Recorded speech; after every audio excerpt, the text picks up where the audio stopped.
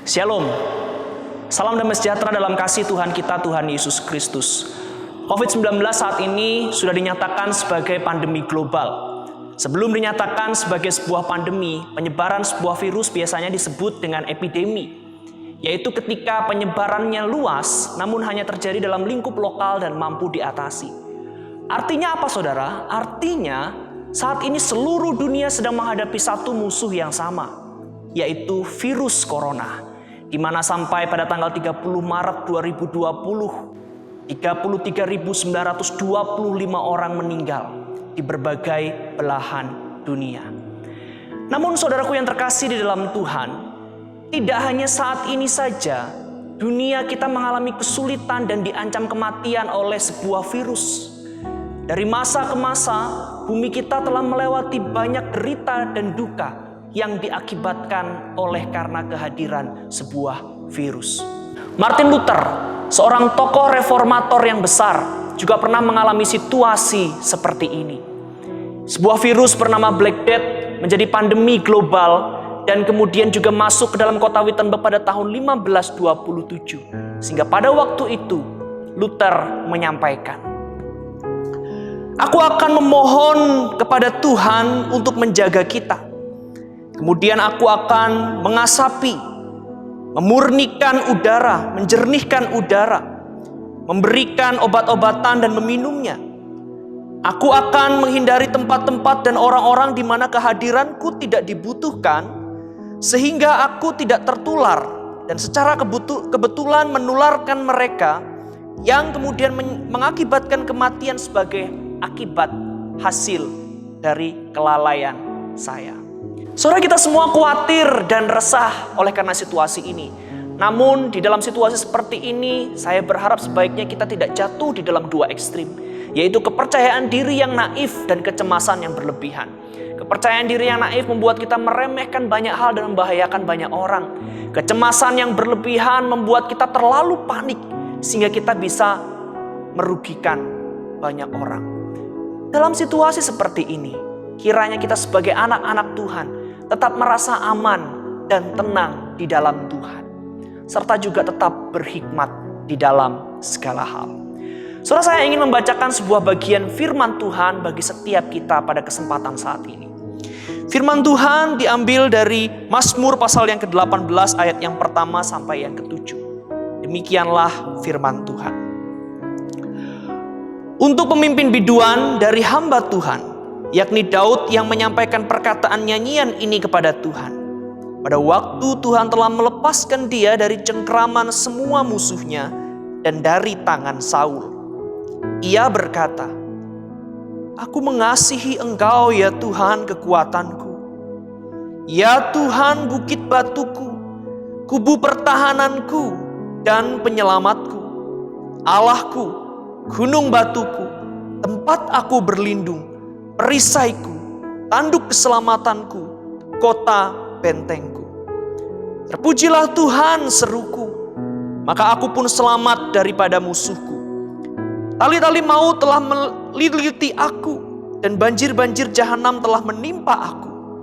Tali-tali dunia orang mati telah membelit aku, perangkap-perangkap maut terpasang di depanku. Ketika aku dalam kesesakan, aku berseru kepada Tuhan. Kepada Allahku aku berteriak minta tolong. Ia mendengar suaraku dari baitnya.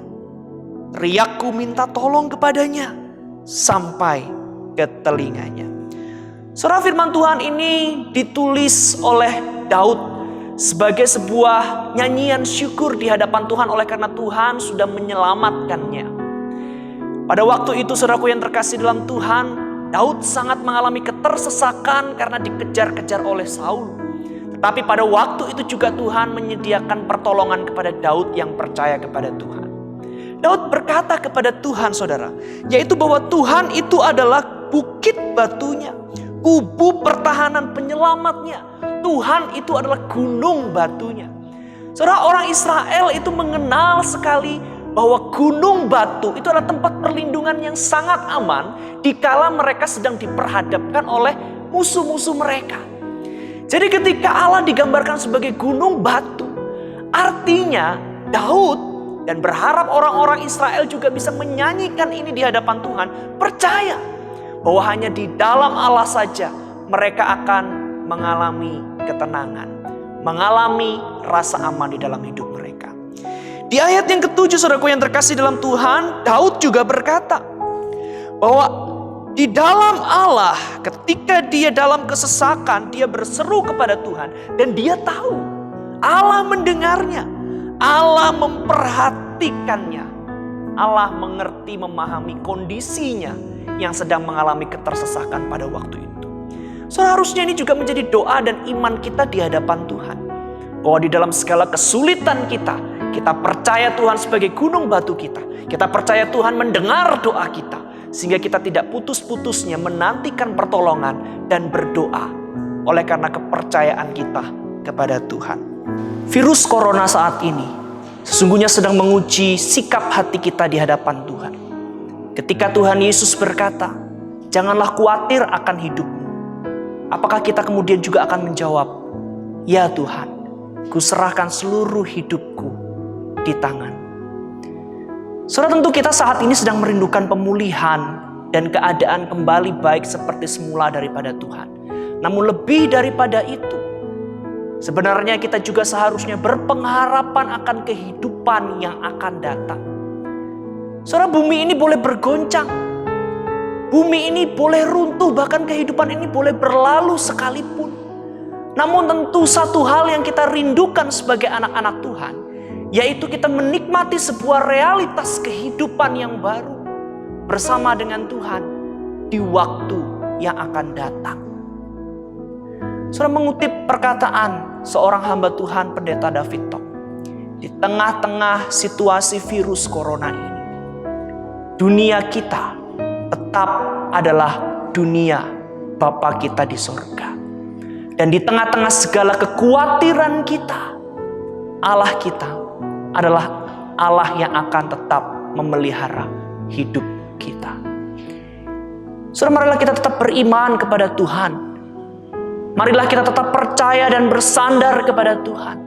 Sebab dialah Allah yang akan terus memelihara kehidupan kita. Dan Tuhan Yesus sudah datang ke dalam dunia untuk menebus hidup kita. Supaya kelak ketika segala sesuatu yang ada di dalam dunia ini berlalu, kita akan menikmati kehidupan kekal bersama dengan Tuhan kita. Namun sementara itu, biarlah ketika kita masih hidup di tengah-tengah dunia ini, kita tetap bersandar kepada Tuhan. Kita tetap menantikan pertolongan daripada Tuhan. Kita tetap meletakkan iman kita kepada Tuhan Yesus Kristus. Marilah kita tetap menjaga diri kita, menjaga kesehatan kita.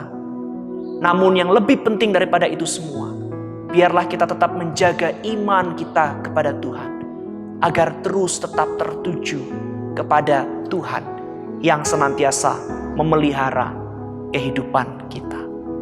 Tuhan Yesus memberkati. Amin.